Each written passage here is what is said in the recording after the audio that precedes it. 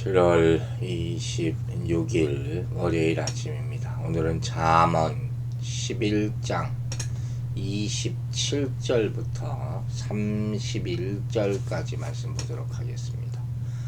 잠언 11장 27절부터 31절 읽어보겠습니다. 선을 간절히 구하는 자는 은총을 얻으려니와 악을 더듬어 찾는 자에게는 악이 임하리라. 자기의 재물을 의지하는 자는 패망하려니와 의인은 푸른 잎사귀 같아서 번성하리라. 자기 집을 해롭게 하는 자의 소득은 바람이라. 미련한 자의 마음이 지혜로운 자의 종이 되리라. 의인의 열매는 생명나무라. 지혜로운 자는 사람을 얻느니라. 보라, 의인이라도 이 세상에서 보응을 받겠거든 하물며 악인과 죄인이리요. 아멘. 자, 먼저 27절부터 보면 선을 구하는 자는 은총을 얻고 악을 찾는 자는 그 악이 자기 머리 위에 있다 하고 있어요. 이 말 여기서 이 뜻은 뭐 어렵지 않을 거예요. 선은 뭐를 의미하느냐? 지혜의 교훈에 순종하는 삶이 바로 선이라는 거예요. 구체적으로는 우리가 앞서 계속 말했던 구제와 자비를 베푸는 것, 친절과 호의, 이게 바로 선이라고 구체적으로 설명할 수 있는 것이죠. 이걸 간절히 구한다, 선을 간절히 구한다 하는 것은 아침에 일찍 일어난 순간부터 선한 일을 하려고 애쓰는 거예요.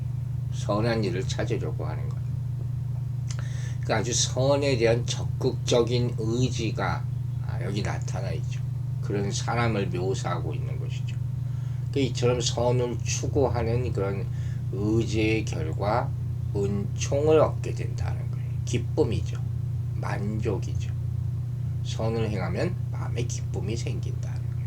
즐거움과 기쁨이 있고 호의와 자비를 베푸는 자들에게 만족이 있다. 남을 위해서도 하는 거죠. 그러나 사실 내 기쁨이 더 커진다 하는 겁니다. 반대로 악을 더듬어 찾는 자에게는 악이 임한다. 이거 뭐 당연한 결과 아닙니까? 악한 길만을 아주 습관적으로 걸은 사람, 악을 저지르기 위해서 지속적으로 노력하는 그런 모습들, 이런 사람들이 있을까 하겠지만 있습니다. 실제 아주 흑암에 덮여있는 사람들, 실질적으로는 앞서의 예와 반대되는 것이죠. 구제를 기피하고 자기 재산만을 모으려는 사람들, 아주 인색하죠. 그리고 온갖 악행을 저질러서라도 자기 자신의 창고를 채우려는 사람들, 이런 사람들에게는 결국 악이 임할 것이다. 솔로몬은 선언하고 있는 것이에요. 결과적으로 요약하자면 이런 거죠. 솔로몬은 자기 자신만을 생각함으로 구제할 줄 모르고 더 나아가서 악행을 저질러서라도 자기 창고만 채우려는 사람들은 아무것도 남겨지지 못하도록 깨뜨려질 것이요, 결국 슬픔과 비참함에 사로잡히게 될 것이다 하는 그런 말씀이에요. 인과응보겠죠. 28절을 보면 자기의 재물을 의지하는 자는 패망하려니와 의인은 푸른 잎사귀 같아서 번성한다 이렇게 얘기했어요. 단도직입적으로 말해서 이런 얘기죠. 여기서 자기의 재물을 의지한다는 것은 하나님보다 재물을 의지한다는 거예요. 그건 허무하다. 결과가 그렇게 된다는 거예요. 결국 패망한다는 거예요. 공동 번역에는 이렇게 나와 있어요. 돈이 많다고 우쭐대다가는 쓰러지지만 착하게 살면 나뭇잎처럼 피어난다. 아마도 이것은 본문을 가장 현재적인 어감을 살려서 표현한 말이라고 할 수가 있습니다. 실제로 본문에 나오는 이 잎사귀는 가지에서 새롭게 돋아난 잎을 의미하는 거예요. 이러한 어린 잎으로 가득하다 하는 것은 그만큼 그 나무가 젊고 싱싱하다는 그런 의미죠. 이런 본문을 통해서 솔로몬이 말하고자 하는 바는 우리가 무엇을 의지하며 살아갈 것인가와 연관되어 있는 것이죠. 이미 앞에서 무엇을 찾고 구하며 사는 삶을 살아야 할 것인가에 대하여 솔로몬이 교훈했잖아요. 계속해서 본문을 통해서 인생이 궁극적으로 의지하며 살아가야 할 대상이 재물이나 힘이나 권력이 아니라 하나님이다 하는 사실을 분명하게 교훈하고 있는 거예요. 만약 그렇게 산다면 어떻게 된다는 거예요? 그 인생이 끊임없이 새순이 돋아나는 나무처럼 결코 쇠하지 않는 축복을 얻게 될 것이다. 귀한 말씀입니다. 여러분, 자, 이 말씀과 우리 현실을 한번 생각해 봅시다. 사실 오늘날은 돈이 지배하는 그런 세상이죠. 돈 없이 할 수 있는 일은 사실 거의 없어요. 먹고 사는 것에부터 시작해서 뭐 자녀를 키우는 것 다 돈이 필요하죠. 하다못해 요새는 고급 교육을 받으려면 과외시키고 뭐 미국도 뭐 엄청납니다. 그러니까 부자 동네에 사는 곳에 좋은 학교가 있다 하는 말이 다 있어요. 그리고 거기서 돈을 많이 들여서 공부한 애들이 좋은 대학에 가고, 그러니까 옛날처럼 무슨 개천에서 용난다, 그거 불가능한 시대가 되어버렸다 하는 것이죠.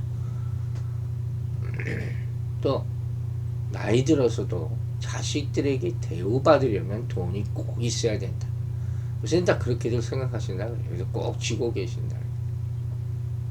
또 항상 우리는 이 노후를 생각하잖아요. 넉넉한 노후를 준비하기 위해서 보험이나 뭐 주식이나 뭐 이런 거 많이 투자들 하잖아요. 거의 모든 사람이 할 거예요. 이 돈의 위력이라는 게 사실 어마어마하고 돈 없이 살아간다는 것은 불가능하다 하는 생각들. 그 한편으로 보면 뭐 다 맞는 것도 같아요. 솔로몬 역시도 이걸 알고 있었겠죠, 분명히. 부로 따지면 그보다 더 부한 왕이 어디 있었겠습니까? 그런데 보세요. 이게 솔로몬이 한 말이잖아요. 그걸 다 알매도 불구하고 솔로몬은 뭐라고 말하는 겁니까? 인생이 진정으로 의지할 바는 이러한 돈의 위력과 힘이 아니라고 역설하고 있는 것이죠. 그리고 하나님을 인생이 참된 의지처로 삼고 하나님만을 의지하며 살아가라고 권면하고 있는 것이죠. 이게 믿음이라는 거죠. 돈이 무용지물이기에 무가치하게 버리라는 얘기가 아니에요. 돈도 물론 중요한 가치를 지니는 것일 수 있죠. 세상에 살아갈 때.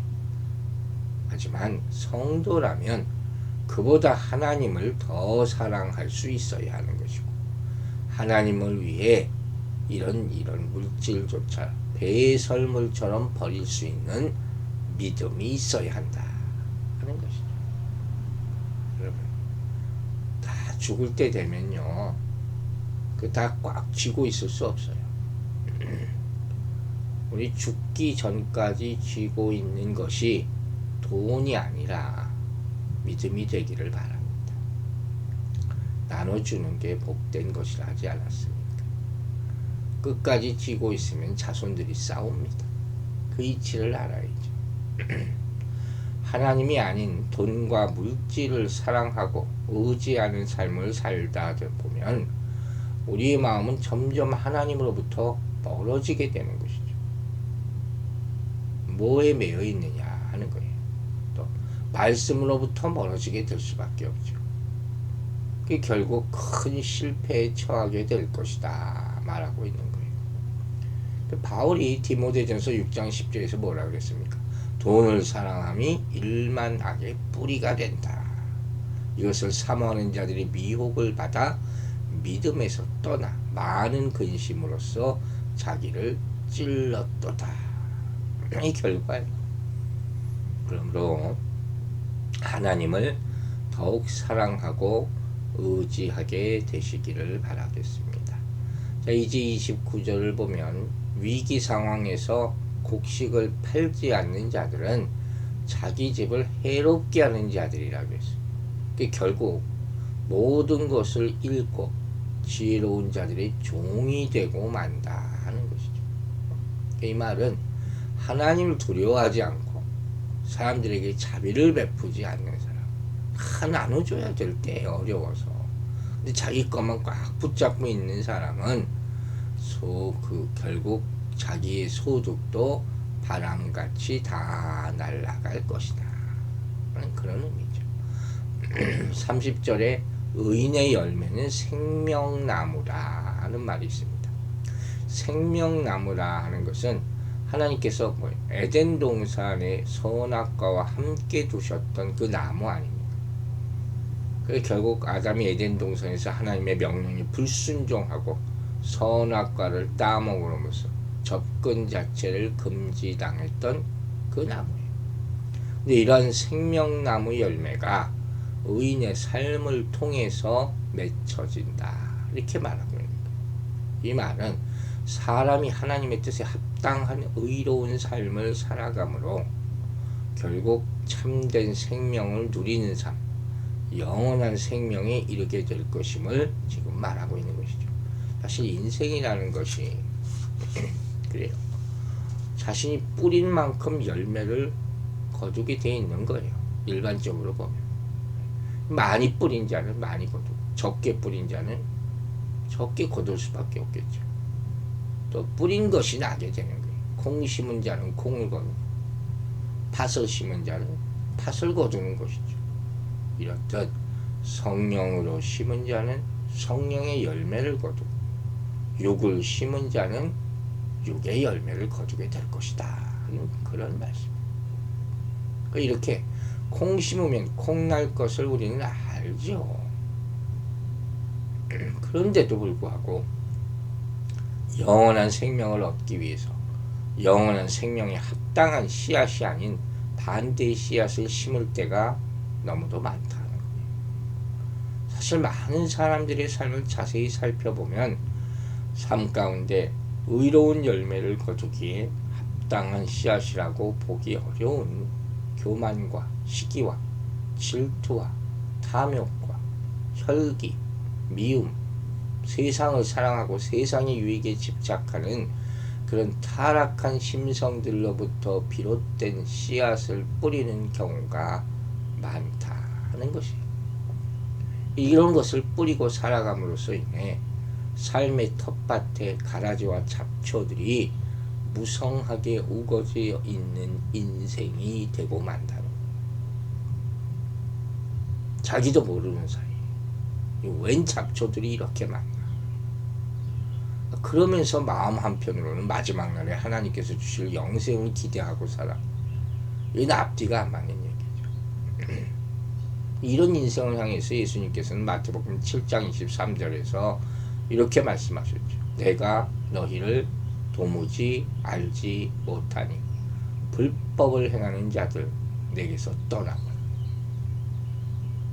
그때 가서 왜 이렇게 물어보면 참 그 인생은 헛수한 거죠. 인생의 가치는 그 열매로 알 수 있다 그랬어요. 여러분들은 여러분들의 삶의 텃밭에 지금 무엇을 뿌리고 있습니까? 의롭고 진실한 삶을 살며 가치 있고 보람된 삶을 삶으로 생명나무의 과실을 거두기에 합당한 삶을 살게 되기를 바랍니다. 그때 상황만 모면하려고 얕은 깨로 거짓을 행하며 살지 말라 하는 그런 말씀이에요. 우리는 하나님의 말씀을 지키고 영원한 생명을 사모하고 의로움의 씨앗, 생명의 씨앗, 성령의 씨앗을 뿌리고 그것을 가꾸어 나가는 인생을 살아야 합니다. 만약 이와 전혀 상관없이 불의하고 거짓되고 무가치한 것을 심으며 살아가고 있다면 그 종말이 뻔한 것이죠. 하나님은 반드시 무엇을 심든지 뿌린데도 거룩게 하실 것이라는 사실을 잊지 마시기 바랍니다. 31절을 보면 우리가 어떤 일을 만나든지 기억해야 될 것은 하나님이 언제나 우리를 바라보고 계신다는 사실을 잊지 말라 하는 것이죠. 그러니까 이것은 어려움을 당할 때나 일이 잘 될 때나 똑같다는 거예요. 이 세상에서 우리의 행동에 따라 그 결과가 또 달라진다는 거죠. 그래서 항상 우리는 사람들을 대할 때 우리의 모습이 어떤지 살펴봐야 되는 거예요. 예를 들어서 당장 나에게 어떻게 하지 못할 악한 약한 이들이라고 함부로 대할 수도 있죠. 에이, 저 사람 정도는 교만한 거죠. 그럼 결국 자신도 그런 일을 당할 수 있다는 거예요. 하나님의 축복은 대부분 사람을 통해서 오는 거예요. 자신에게 도움을 줄 사람한테만, 이익을 줄 사람한테만 잘하는 것은 이건 어리석다 하는 것이죠. 그 상황이 바뀔 수도 있어요. 인생을 알 수가 없는 거예요. 또 많은 사람이 행한다고 해서 우르르 거기 따라가는 것도 답이 아니라는 거예요. 자기 생각이 좋아 보이거나 마음에 든다고 그게 옳은 것도 결코 아니죠. 이러한 것 때문에 우리에게는 늘 자신의 삶과 자신이 가야 할 길을 말씀에 비춰보는 지혜가 필요한, 그게 기준이 되어야 되는 거죠. 나 자신도 아니고 부해 보이는 사람도 아니다 하는 거예요. 대다수도 아니라는 거예요. 심판의 기준은 하나님께 있습니다. 그건 이 영원 전부터 영원 후까지 절대로 변하지 않는 사실이라는 거예요. 반드시 의인에게는 상이 주어질 것이고 악인에게는 벌이 내려질 것입니다. 이 말씀을 현실과 비교해서 흔들리지 말라는 거예요. 하나님의 뜻을 벗어나서 치르게 되는 대가는 혹독할 것입니다. 주의 날은 하나님을 따른 백성에게는 천국의 삶이 시작되는 날이지만 그분의 뜻을 거역한 자에게는 무서운 심판이 임하는 날이 될 것입니다. 오늘 하루도 주의 뜻에 합당한 삶을 살아가게 되기를 주의 이름으로 축원합니다. 기도하겠습니다. 아버지 하나님, 우리 삶이 또 새로운 하루가 시작됩니다.